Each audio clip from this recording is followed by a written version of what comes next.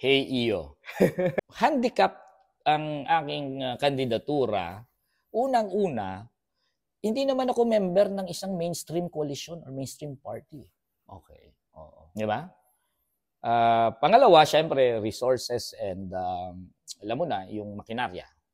Pero kung ikaw ay member ng isang mainstream coalition or mainstream party, di magkakaroon ka ng makinarya. Di ba? So, pero ito naman yon. I-analyze mo. With all those handicaps, wala kang pera, wala kang makinarya, hindi ka member ng mainstream party or mainstream coalition, you still got 6.4, close to 6.5 million votes. Yeah. Simply because of your principled politics. Because of your articulation of the alternative. Siguro yung mga sinasabi mo na natalo ko pang mga DDS candidates, magkano kaya ginastos? I'm sure they spent a lot. and they were part of a mainstream party. They were PDP Laban, di ba?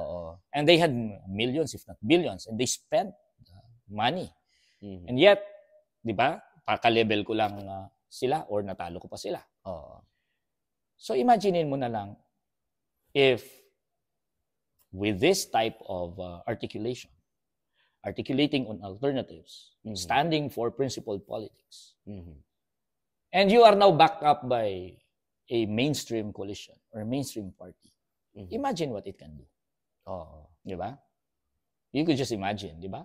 Yung handicap na yon ay wala sa 2028. Di ba?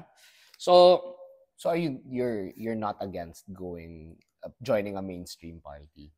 Opposition. Of course, not mainstream in the sense that to join the DDS, to join the Marcos forces. I call for a united opposition. Okay. Diba? Genuine opposition. Yeah, it should really be composed or it should comprise of the liberal democratic forces and the progressives. Yun yung two main forces na kailangan magsama. Yes. Hindi lang for 2028 because this is not simply about elections.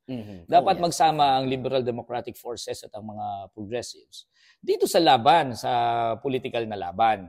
Now, even before the elections. Yes. Diba, dito sa impeachment, dapat nag-unite na yan. Mga puwersang yan. Definitely. At sa marami pang iba. Yes. Otherwise, kapag hindi tayo mag-unite, most likely, ang mananalo sa 2028 ay ang mga puwersa ni Duterte. Dalawa na lang, nakita natin ng eleksyon nitong 2025 na ang Marcos forces halos wala nang say sa process. Diba? Marcos candidates lost. Despite yung mga ginastos nila, despite yung makinarya, Benhur Abalos really indicates yung pagkatalo ng mga Marcos forces. Bam Aquino won. Number 2, Kiko Pangilinan won. Heidi Mendoza had more votes than many other DDS. And yet, also, the DDS forces won with the victory of Bato de la Rosa and Marcoleta. Somehow, I would say that exceptional yung kay Bongo because Bongo would have his own votes in addition to the DDS votes because yung Malasakit Center, di ba? Yes. So, dalawang puwersa ngayon ang nakita kong nag-flex ng muscle. Yes. Di ba? It is the Duterte supporters and whatever is the remnants of the pink wave in 2022. Yung mga natirang puwersa dyan, yung mga maraming mga angat Taytay, angat Rizal, angat this and that social base siya. Mga people's councils. Ng mga people's council. Social base siya ng demand for good governance. And of course, yung mga kabataan. So, DDS, kabataan, plus yung mga remnants nung pink wave nung 2022. Yan ngayon ang mga puwersang nagbabanggaan. Diba? Yes. So, dapat mag-unite yung liberal democratic forces and progressive forces. Tapos, in order to also consolidate. Mhm. Consolidate yung mga puwersang gusto ng good governance, gusto ng pagbabago, ayaw ng old politics. Mhm. Otherwise, kung hindi mag-unite and consolidate these forces, ang magko-consolidate ang mga Duterte forces. Mhm. And together with them, ang mga traditional politicians, ang mga political dynasties, nagka-calculate na ngayon for 2028. Sino ang sasamahan nila? Siyempre, hindi nila tatayaan si Marcos. Kasi si Marcos for the next 3 years magiging lame duck na yan. Patapos na yan eh. So, ang tatayaan nila ay si Sara Duterte. Mhm.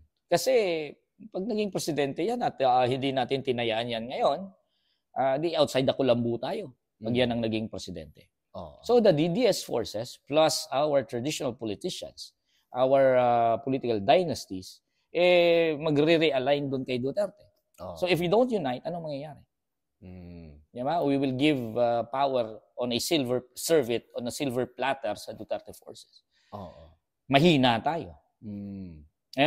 And I don't have to remind everyone pag bumalik na naman ang Duterte kung anong klaseng lipunan ang magkakaroon tayo. Okay. Talagang babagsak na sa Banana Republic itong Pilipinas.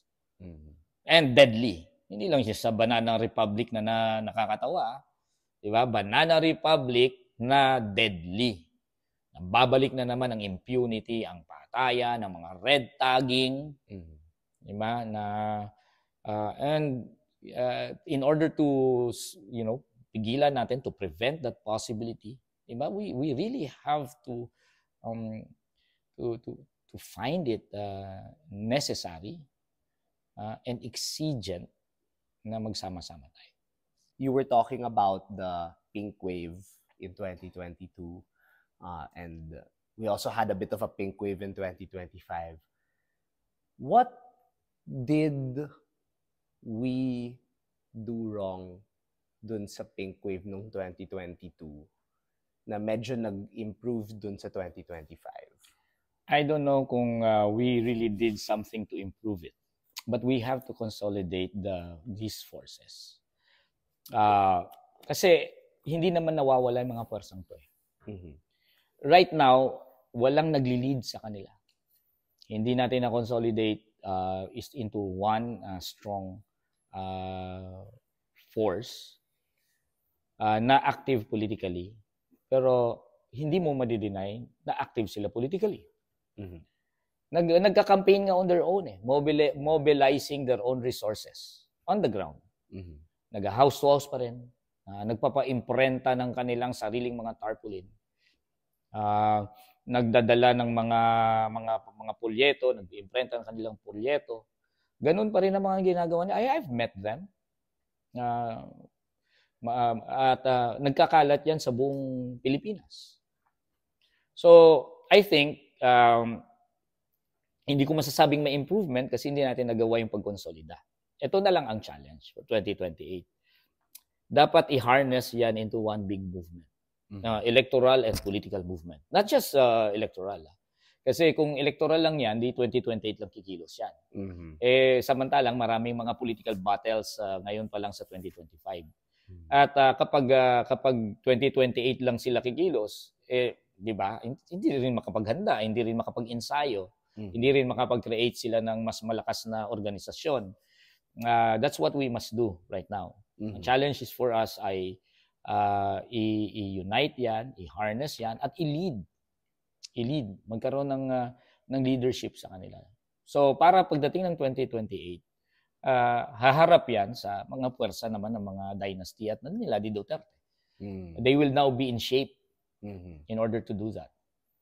What challenges do you see in terms of consolidating these forces together for 2028 and beyond? I think dalawa yung set of challenges. There's the electoral and the political after. The challenge really is for these forces to accumulate the necessary political experience and even define itself or themselves. Diba? Define themselves in relation to issues. Sinasabi ko nga sa kanila kapag nakausap ko sila, good governance is good, but it cannot be enough ang ating demand for good governance. Kailangan din ng social justice. Okay. So kailangan yung political alternative kailangan i-define nila in relation doon sa kalaban natin na mga mapagsamantala, hindi lang sa punto ng paggogobyerno, kundi mapagsamantala mismo sa mga basic sectors. So dapat part na kanilang consolidation ay magkaroon sila ng political maturity. I-define nila ang what they are fighting for. Kailangan lumagpas sa good governance. Para kailangan lumagpas din sila sa simpleng electoral. Kasi ang tendency is malilimit lang yung movement na ganyan sa pagboboto ng mga individual. Mababaw yun. Hindi natin matatalo ang Duterte forces sa simpleng ganyan lang ang outlook. Yung simpleng boboto ka lang ng individual. Di ba? Kailangan they themselves ay maging active agents for change. Hindi lang magkakampanya tuwing eleksyon. So maraming mga kailangan na gawin para i-harness yung mga pwersang yan na nagsimula nung pink wave ng 2022. So when you're talking about uniting, there's the need to make sure that good governance is not the only platform. Kailangan din may social justice issues that are defined by these camps. Hey there, thanks for watching the highlights of the Hey EO podcast. If you enjoyed, why don't you like this video and subscribe to my channel? You may also watch the full episode by clicking the clip in the middle.